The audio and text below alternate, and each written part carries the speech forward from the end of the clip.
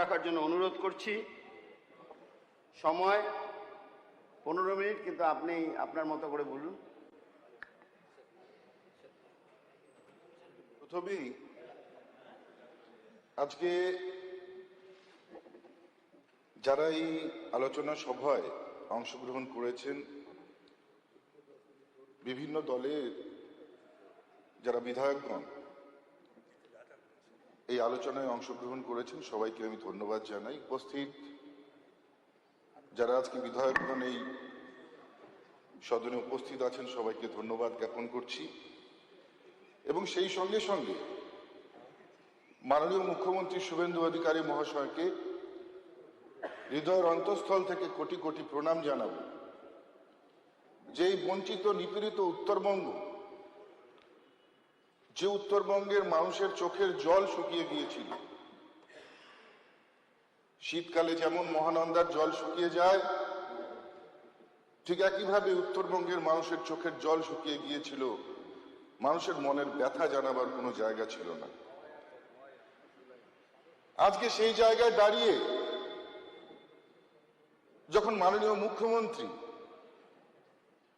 একদিকে যেমন সমগ্র রাজ্যের উন্নয়নের জন্য তিনি সদা চিন্তনশীল, ঠিক একইভাবে উত্তরবঙ্গকেও তিনি নিজের হৃদয়ের অত্যন্ত কাছে রেখে উত্তরবঙ্গের কথা ভেবে একদিকে যেমন আর্থিকভাবে উত্তরবঙ্গ উন্নয়ন দপ্তরকে তিনি আরো মজবুত করবার চেষ্টা করেছেন, উত্তরবঙ্গের উন্নয়নকে আরো যেমন তিনি গতি প্রদান করবার চেষ্টা করেছেন, ঠিক একইভাবে শুধুমাত্র 81 দিনের সরকার, এই 81 দিনের মধ্যে 7 বার উত্তরবঙ্গে গিয়ে সেখানে প্রশাসনিক বৈঠক করে তিনি প্রমাণ করে দিয়েছেন যে শুধুমাত্র কথায় না, উত্তরবঙ্গে শুধুমাত্র ভ্রমণ করবার জন্য নয়, এই সরকার উত্তরবঙ্গকে অত্যন্ত গুরুত্ব দিয়ে দেখতে চায়, উত্তরবঙ্গের উন্নয়নকে, উত্তরবঙ্গের মানুষকে অত্যন্ত গুরুত্ব দিয়ে দেখতে চায়। আমরা সত্যি অবাক হই। আমরা দেখেছি এর আগের সরকারের সময় বিভিন্ন সময় সেখানেও প্রশাসনিক বৈঠক হয়েছে। বিগত দিনের মাননীয় মুখ্যমন্ত্রী সেখানে বহুবার গিয়েছিল, কিন্তু আমরা কি দেখেছিলাম যে এক মন্ত্রী পরিষদ নিয়ে 1000 পুলিশ প্রশাসনকে সঙ্গে নিয়ে কোটি কোটি টাকা ব্যয় করে উত্তরবঙ্গে গিয়ে তিনি বিভিন্ন প্রশাসনিক বৈঠক করতেন। প্রশাসনিক বৈঠকে বিভিন্ন ধরনের প্রতিশ্রুতি দেওয়া হতো, কখনো বা সেখানে আমলা আধিকারিকদেরকে প্রকাশ্যে অপমান করা হতো, তুইতকারি করা হতো, কিন্তু আদতে এর ফল হিসেবে আমরা কিছুই দেখতে পারিনি। উত্তরবঙ্গকে সুইজারল্যান্ড বানানোর স্বপ্ন দেখানো হয়েছিল, উত্তরবঙ্গের জনজাতিকে তাদের উন্নয়নের কথা বলা হয়েছিল, কিন্তু আমরা কি দেখতে পেয়েছিলাম যে উন্নয়নের কথা মুখে বললেও মনে মনে বিভাজনের চেষ্টা সবসময় বিগত দিনের মুখ্যমন্ত্রী করে দিয়েছিলেন। একই রাজবংশী সম্প্রদায়ের ভাষাকে দ্বিখণ্ডিত করেছিলেন, একই ভাষাকে কখনো কামতাপুরী উন্নয়ন ভাষা উন্নয়ন পর্ষদের নামে, কখনো রাজবংশী ভাষা উন্নয়ন পর্ষদের নামে বারবার উত্তরবঙ্গের জনজাতিকে দ্বিখণ্ডিত করবার চেষ্টা হয়েছে। কিন্তু আমরা এখন কি দেখছি আপনারা ভাবুন। আমরা দেখছি মাননীয় মুখ্যমন্ত্রী সকালবেলায় বিভিন্ন কার্যক্রমে কলকাতায় ব্যস্ত, আবার দুপুরে গিয়ে উত্তরকন্যায় বসে সেখানে উত্তরবঙ্গের মানুষের জন্য বিভিন্ন জনমুখী প্রকল্পের কথা ঘোষণা করে আবার সন্ধেবেলায় এসে নবান্নে বৈঠক করছেন। এই হচ্ছে আজকের সরকার, আজকের মুখ্যমন্ত্রী, যিনি সত্যিকারের সারা রাজ্যের উন্নয়ন চান। আমি ধন্যবাদ জানাবো যারা আজকের এই আলোচনায় অংশগ্রহণ করেছেন।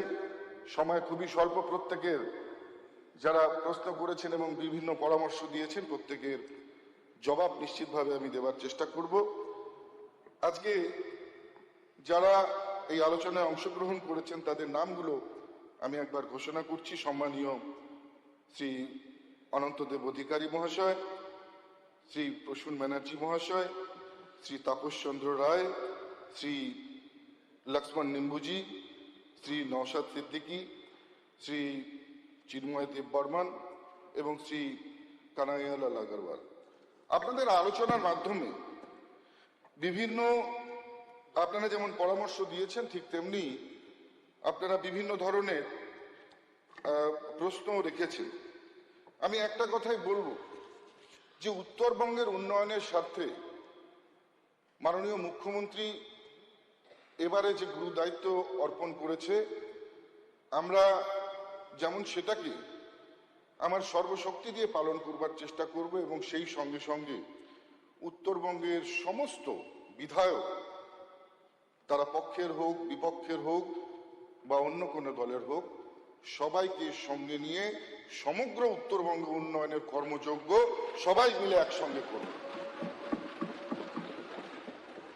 এবং আপনারা জানেন, সেটা নিদর্শন আপনারা দেখেছেন যে মাননীয় মুখ্যমন্ত্রীর নির্দেশে আমরা সবাই এর আগে উত্তরবঙ্গের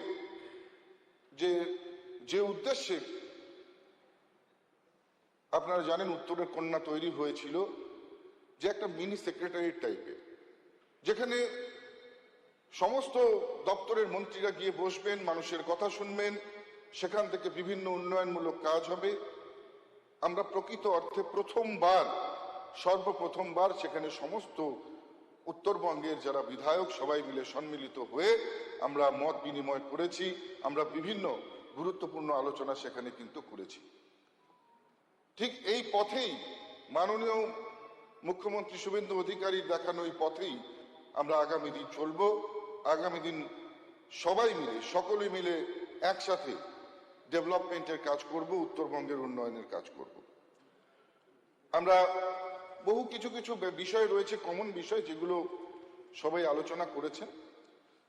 যেমন উত্তরবঙ্গ আপনারা জানেন যে পাহাড় এবং সমতল তরাই ডুয়ার্স মিলে আমাদের উত্তরবঙ্গ। পাহাড় থেকে বিভিন্ন খরস্রোতা নদী উত্তরবঙ্গের সমতলে আসতেই সেই নদীর যে গতিপথ সেটা অত্যন্ত গতিশীল হয়, আপনারা জানেন।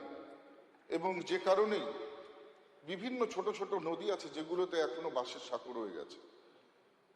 প্রায় প্রত্যেক বিধায়কগণ যারা আলোচনা করেছেন এবং যারা করেননি, তারাও আমার কাছে এই বিষয়ে সবসময় ছোট ছোট যে সমস্ত ব্রিজগুলো, সেটার ডিমান্ড কিন্তু আপনারা রেখেছেন। আপনারা বিভিন্ন জয়েস ব্রিজের ডিমান্ড আমাদের কাছে রেখেছেন। আমরা সবচাইতে প্রায়োরিটি দিয়ে আমরা নদী ভাঙন এবং এই ব্রিজগুলোকে দেখছি। আমরা আশা করছি প্রত্যেক বছর বিভিন্ন পঞ্চায়েতে, গ্রাম পঞ্চায়েতগুলোর টাকা অর্থ ব্যয় করে যে ছোট ছোট বাঁশের সাঁকো বা কালভার্টগুলো তৈরি করতে হয়, যাতে সেটার স্থায়ী সমাধান করা যায়, আমরা প্রত্যেকটা বিধানসভাকে প্রায়োরিটি দিয়ে আমরা প্রত্যেক যে আর্থিক বছর 10টি করে আমরা ব্রিজ নির্মাণ করার সিদ্ধান্ত কিন্তু প্রত্যেক বিধানসভায় নিয়েছি। আমরা পর্যটনের ক্ষেত্রে বিভিন্ন গুরুত্বপূর্ণ যে আপনাদের পরামর্শ আমরা পেয়েছি। মাননীয় প্রসূনবাবু অনেক গুরুত্বপূর্ণ আলোচনা করেছে। আমরা শুধুমাত্র উত্তরবঙ্গের 4টি ডিস্ট্রিক্ট বা ডুয়ার্সের 4টি ডিস্ট্রিক্ট নিয়ে আমরা উত্তরবঙ্গ ভাবছি না। আমরা যখন উত্তরবঙ্গ ভাবছি, আমরা যেমন পাহাড় নিয়ে ভাবছি, আমরা যেমন তরাই নিয়ে ভাবছি, আমরা যেমন ডুয়ার্স নিয়ে ভাবছি, ঠিক পাশাপাশি আমরা কিন্তু গৌরবঙ্গকেও সমান গুরুত্ব দিয়ে ভাবছি, উত্তর দিনাজপুর দক্ষিণ দিনাজপুরকেও সমান গুরুত্ব দিয়ে ভাবছি। আমরা সারা এই পর্যটনকে গুরুত্ব দেবার জন্য সমগ্র উত্তরবঙ্গ জুড়ে 100টি পর্যটন তথ্যকেন্দ্র নির্মাণ করতে যাচ্ছি। নামে হয়তো পর্যটন তথ্যকেন্দ্র, কিন্তু একেবারে আধুনিকভাবে এই পর্যটন কেন্দ্রগুলোকে তৈরি করা হবে, তথ্য কেন্দ্রগুলোকে তৈরি করা হবে, যেখানে একই ছাদের নিচে যেমন boutique tea stall, coffee stall থাকবে, পাশাপাশি সেখানে যারা বিভিন্ন জায়গা থেকে আগত অতিথি বা যারা পর্যটক, তাদের জন্য হোমস্টের ব্যবস্থা থাকবে, ফুড প্লাজা থাকবে এবং প্রত্যেক জেলায় 100টি আমাদের পর্যটন কেন্দ্র যেখানে যেখানে হচ্ছে সেখানকার যে ইন্ডিজিনিয়াস কালেকশন, সেই কালেকশনগুলো কিন্তু সেখানে সেই যে আমাদের কেন্দ্রগুলো থাকবে সেখানে কিন্তু সেগুলো শোকেস করা হবে। অর্থাৎ সব মিলিয়ে ট্যুরিস্টদের জন্য আরো বেশি করে কি করে আমাদের আমরা তাদের সুবিধা করে দিতে পারি সেই ব্যবস্থা কিন্তু আমরা করছি। আবার ডুয়ার্সের জঙ্গলে ঘুরতে গিয়ে সেখানে আপনারা যখন 70-80 কিলোমিটার চলে যাচ্ছে, সেখানে হয়তো মাঝখানে আপনাদের কোনো ছোট রেস্টুরেন্ট বা হোটেল আপনারা পান না, কারণ বন দপ্তরের সেখানে অনুমতি থাকে না। আমরা কিন্তু সেখানেও এলিভেটেড এই পর্যটন তথ্য কেন্দ্রগুলো করব, যাতে ট্যুরিস্টরা তাদের যে কোনো ধরনের ইনফরমেশন পায়, তাদের যাতে রিফ্রেশমেন্ট সেখানে তারা করতে পারে সেই ব্যবস্থা কিন্তু সেখানে থাকবে। আমরা শুধুমাত্র পর্যটন নয়, আমরা যেমন নওশাদ সিদ্দিকী মহাশয় বিভিন্ন বিষয়ে তিনি প্রশ্ন তুলেছিলেন, নিশ্চিতভাবে উত্তরবঙ্গ উন্নয়ন দপ্তর যেমন উত্তরবঙ্গের উন্নয়ন দপ্তরের বাজেট আছে সেটা নিয়ে যেমন ভাবছে, পাশাপাশি নোডাল এজেন্সি হিসেবে সমগ্র কেন্দ্র এবং রাজ্যের বিভিন্ন মন্ত্রণালয়গুলো যে কাজ করছে সবাইকে সঙ্গে নিয়ে এবং নিজস্ব ফান্ডকেও সঙ্গে লাগিয়ে ডেভেলপমেন্টকে কি করে ত্বরান্বিত করা যায় সেই চিন্তা ভাবনা কিন্তু করছে। আপনারা জানেন উত্তরবঙ্গে যে 5টি আপনারা জানেন যে সেখানে কিন্তু ল্যান্ড কোর্ট করবার যে ঘোষণা কেন্দ্র সরকার করেছে, বিগত সরকারের সময় জায়গা দেওয়া হয়নি বলে করতে পারেন। পানি ট্যাঙ্কিতে Indo Nepal land court, Indo Bhutan বর্ডারে সেখানে ফুল সিলিং এবং জয়গাতে ইন্দো ভুটান ল্যান্ড কোর্ট, ঠিক একইভাবে হিলি থেকে শুরু করে চ্যাংড়াবান্ধা থেকে শুরু করে ফুলবাড়ি থেকে শুরু করে ইন্দো বাংলাদেশ ল্যান্ড কোর্টের ব্যবস্থাও কিন্তু করা হবে। অর্থাৎ যেমন একদিকে কর্মসংস্থান তৈরি হবে, পাশাপাশি বাণিজ্যিক হাব তৈরি হবে এবং সেই সঙ্গে সঙ্গে লজিস্টিক হাব থেকে শুরু করে বাকি সমস্ত ব্যবস্থাও কিন্তু একই সঙ্গে ডেভেলপ হয়ে উঠবে। আমরা যেমন দেখেছি যে ঠিক একই রকম নির্বাচনের আগে যে ঘোষণা হয়েছিল যে উত্তরবঙ্গকে ঢেলে সাজানো হবে, এইমস থেকে শুরু করে আইএমস থেকে শুরু করে আইআইটি থেকে শুরু করে ক্যান্সার হসপিটাল থেকে শুরু করে উত্তরবঙ্গের আলিপুর এবং দক্ষিণ দিনাজপুরে দুটো মেডিকেল কলেজ, কালিম্পংয়ে মেডিকেল কলেজ এবং পাশাপাশি দার্জিলিংয়ের স্বাস্থ্য ব্যবস্থা নিয়েও নওশাদজি প্রশ্ন তুলেছিলেন, সেখানেও কিন্তু আমরা একটা ইমার্জেন্সি ট্রমা কেয়ার সেন্টার আমরা সেখানে করতে চলেছি। যেহেতু দার্জিলিং শিলিগুড়ির দূরত্ব কম, শিলিগুড়িতে আধুনিক চিকিৎসা ব্যবস্থা রয়েছে, অতএব সেই কারণেই আমাদের দার্জিলিংয়ে একটা ইমার্জেন্সি ট্রমা কেয়ারের ব্যবস্থা আমরা করতে চলেছি। আমরা পশ্চিমবঙ্গ আসাম সীমান্তে আমরা যখন পশ্চিমবঙ্গ থেকে আসামের দিকে যাই তখন আসাম সরকারের পক্ষ থেকে একটি সুন্দর তরুণ তৈরি করা আছে। ঠিক একইভাবে আমরা আসাম থেকে যখন পশ্চিম দিকের দিকে আসা হবে সেই জন্য আমরা একটি পশ্চিমবঙ্গ আসাম সীমান্তে স্বাগত তরুণ তৈরি করতে চলেছি, যেখানে পশ্চিমবঙ্গের সংস্কৃতি, ঐতিহ্য এবং গরিমাময় অধ্যায় সেখানে সজ্জিত থাকবে। আমরা জেলায় প্রত্যেক জেলাতে আমরা যেমন জেলার বিভিন্ন যে মাঠগুলো আছে, ক্রীড়াঙ্গনগুলো আছে, সেগুলোকে যেমন ডেভেলপ করার কথা ভেবেছি, পাশাপাশি প্রত্যেকটি জেলায় একটি করে কমিউনিটি হল সহ আমরা কিন্তু যে ইনডোর স্টেডিয়াম সেটা তৈরি করবার কথা প্রত্যেকটা জেলায় আমরা ভেবেছি। আমরা সান্দাকফুতে আপনারা জানেন যে ট্যুরিজমের একটা হাব দার্জিলিং, সান্দাকফুতে সেখানে স্টে করবার বা থাকবার কোনো ব্যবস্থা নেই। সেখানে আমরা কন্টেনার হোম তৈরি করে সেখান থেকে যাতে সকালবেলায় কাঞ্চনজঙ্ঘার যে সূর্যোদয় সেটা পর্যটকরা দেখতে পারেন সেখানে থেকে, সেই জন্য তাদের জন্য শীততাপ নিয়ন্ত্রিত কন্টেনার হোম তৈরি করবার ব্যবস্থা সেখানে আমরা করছি। পার্বত্য এলাকায় সেখানে আমরা আপনারা জানেন যে দার্জিলিং এবং সেই সংলগ্ন কালিম্পং থেকে শুরু করে কার্শিয়াং থেকে শুরু করে মিরিক থেকে শুরু করে এই বিভিন্ন জায়গায় গাড়ি পার্কিংয়ের যে ব্যবস্থা, সেই ব্যবস্থা যে খুবই কষ্টকর, অর্থাৎ এমনভাবে ট্রাফিক হয়ে যায় যে পর্যটকদের ঘুরে আসবার জন্য অনেকটা সময় সেখানে নষ্ট হয়ে যায়। কারণ পর্যটকরা প্রত্যেকেই একটা নির্দিষ্ট সময়সূচি নিয়ে তারা কিন্তু ভ্রমণের জন্য যায়, যে কারণেই যাতে অত্যাধিক যানজট না হয় সেই কারণে আমরা সেখানে যে হাইড্রোলিক যে গাড়ি পার্কিং, সেই পার্কিংয়ের ব্যবস্থা করছি অত্যাধুনিকভাবে। একেবারে বিদেশের পার্বত্য এলাকায় যেমনভাবে থাকে ঠিক একইভাবে আমরা হাইড্রোলিক পার্কিং তৈরি করবার জন্য প্রস্তাব রেখেছি এবং নিশ্চিতভাবে সেটা আমরা খুব কম সময়ের মধ্যে ইমপ্লিমেন্টেশন করব। আমরা বিভিন্ন ধরনের প্রস্তাব পেয়েছি। প্রস্তাবগুলোর মধ্যে থেকে আমরা অত্যন্ত গুরুত্বপূর্ণ যে প্রস্তাব সেগুলো নিশ্চিতভাবে গ্রহণ করব এবং আগামী দিন আমরা সেগুলোকে ইমপ্লিমেন্ট করবার চেষ্টা করব। প্রসূনবাবু গৌরবঙ্গের ঐতিহাসিক স্থাপত্য নিয়ে আলোচনা করেছেন। সেখানে তিনি ট্যুরিজমের বিষয়ে অত্যন্ত গুরুত্ব দেওয়ার জন্য অনুরোধ করেছেন এবং গৌর আদিনা হয়ে চাচল হয়ে হরিশ্চন্দ্রপুর এবং কুশমন্ডিল পর্যন্ত যে ট্যুরিস্ট নেটওয়ার্ক বা ট্যুরিস্ট সার্কিট তৈরি করার কথা তিনি ভেবেছেন।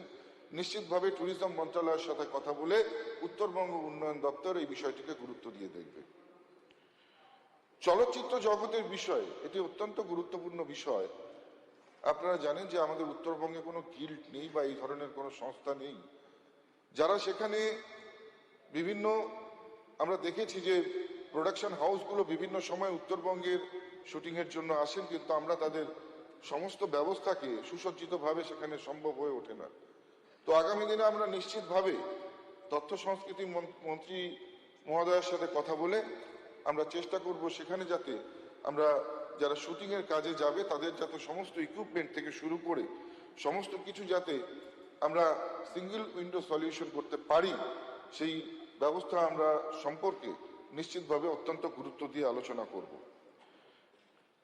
স্পোর্টস সেন্টার অফ এক্সেলেন্সের কথা বলেছেন মাননীয় প্রসূন ব্যানার্জি মহাশয়। আপনারা জানেন যে কুচবিহারে একটা সেন্টার অফ এক্সেলেন্স তৈরি করবার কাজ ইতিমধ্যে শুরু হয়েছে। আমরা পাশাপাশি শিলিগুড়ি কাঞ্চনজঙ্ঘা স্টেডিয়ামকে যেমন ঢেলে সাজাবার পরিকল্পনা করা হয়েছে, একইভাবে আমরা চাইছি যে মালদায় চাচল বা গাজলের মধ্যে একটি জায়গাকে বেছে নিয়ে সেখানে আমরা একটা মিনি সেন্টার অফ এক্সেলেন্স যাতে তৈরি করতে পারি এবং সেই বিষয়ে নিশ্চিতভাবে আমি ক্রীড়ামন্ত্রীর সহযোগিতা চাইব। আমাদের উত্তরবঙ্গ উন্নয়ন দপ্তরের পক্ষ থেকেও যেমন আমরা ফান্ড অ্যালট করব, ঠিক একইভাবে ক্রীড়া মন্ত্রণালয়ের পক্ষ থেকে বিভিন্ন কোচেস এবং আপনারা জানেন স্পোর্টস অথরিটি অফ ইন্ডিয়ার সহযোগিতায় যাতে আমরা বিশ্বমানের স্পোর্টস সেন্টার অফ এক্সেলেন্স তৈরি করতে পারি, আমরা সেই আশা নিশ্চিতভাবে আগামী দিনে রাখব। উত্তরবঙ্গের প্রাণ হচ্ছে উত্তরবঙ্গের গান, উত্তরবঙ্গের কৃষ্টি, উত্তরবঙ্গের সংস্কৃতি, উত্তরবঙ্গের ভাওয়াইয়া গান, উত্তরবঙ্গের খন গম্ভীরা, এটা উত্তরবঙ্গের প্রাণ।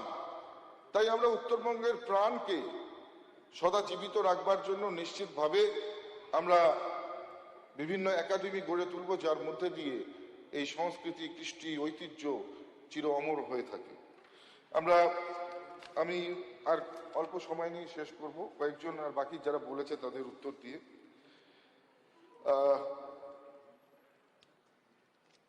নওশাদ বাবুর উত্তর আমি দিয়েছি, জানি না তখন উনি ছিলেন কিনা, তবে উনি বেশ কয়েকটি গুরুত্বপূর্ণ কথা বলেছেন এবং যুগোপযোগী কথা বলেছেন।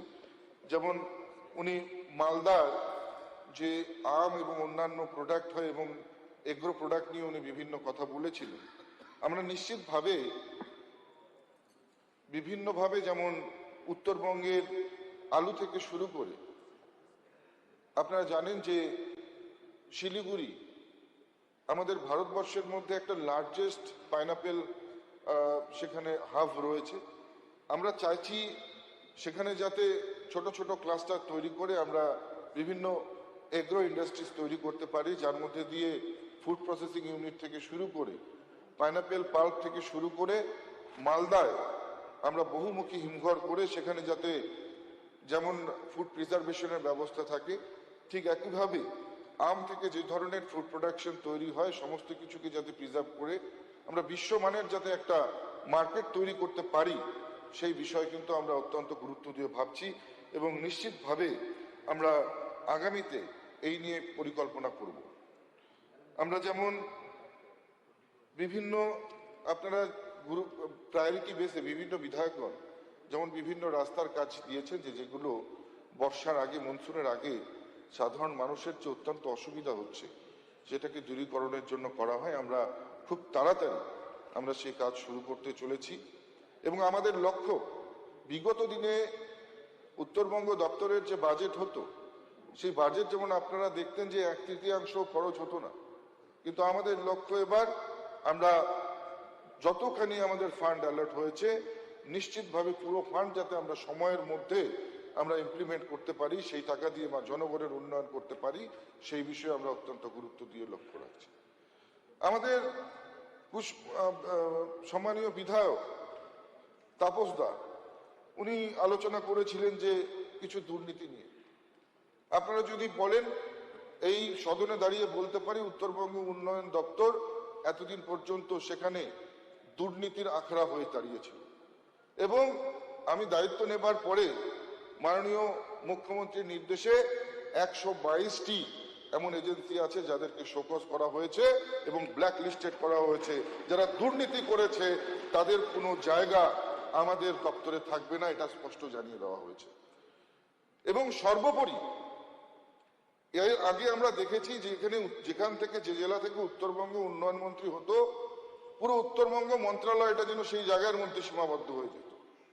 তাই এইবারে আপনারা বাজেটেও দেখতে পাচ্ছেন, এই বাজেট বইয়ের মধ্যেও আপনারা পরিষ্কার দেখতে পাচ্ছেন যে প্রত্যেকটা জেলার জন্য যেমন আমরা নির্দিষ্ট করে আমরা এবার ফান্ড অ্যালটমেন্ট করেছি, ঠিক একইভাবে প্রত্যেকটা বিধানসভাকে সমানভাবে সমবন্টন করে আমরা এটা প্রমাণ করতে চাই যে উত্তরবঙ্গের উন্নয়ন শুধুমাত্র কোনো নির্দিষ্ট একটি জেলা বা বিধানসভা থেকে নয়, প্রত্যেকটি বিধানসভার ডেভেলপমেন্ট, প্রত্যেকটি বিধানসভার উন্নয়ন হলে তবেই উত্তরবঙ্গের সার্বিক বিকাশ এবং উন্নয়ন। মাননীয় মন্ত্রী মশাই 1 মিনিট সময় নিব আমি। শেষে এতটুকুই বলবো, যারা মাননীয় বিধায়কগণ রয়েছেন উত্তরবঙ্গের, আমাদের যারা সম্মানীয় বিধায়ক আমাদের দলের রয়েছেন, যারা বিপক্ষের রয়েছেন, যারা অন্য দল থেকে রয়েছেন, আমাদের দপ্তর এমনই একটা দপ্তর যে আপনারা যে কোনো সমস্যা নিয়ে আসবেন সবসময় আপনাদের দরজা খোলা থাকবে এবং আমি এটা দায়িত্ব নিয়ে বলতে পারি